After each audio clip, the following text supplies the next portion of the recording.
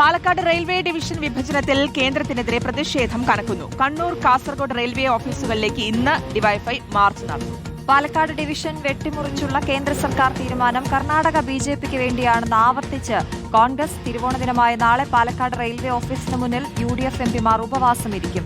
PS Ranjith വിവരങ്ങൾ നൽകും. രഞ്ജിത്ത്, ആദ്യം മുതലേ വലിയ ആശങ്കയുള്ളൊരു വിഷയമാണിത്. പ്രതിഷേധം കനക്കുകയാണല്ലേ?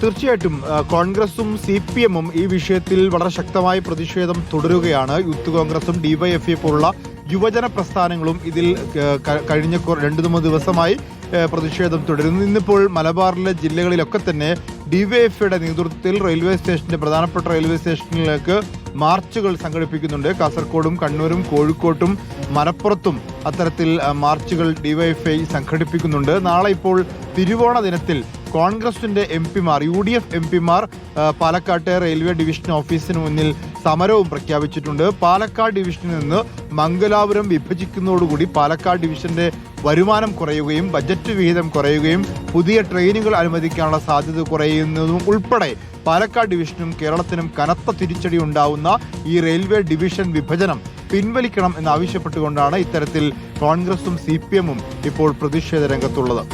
ശരി.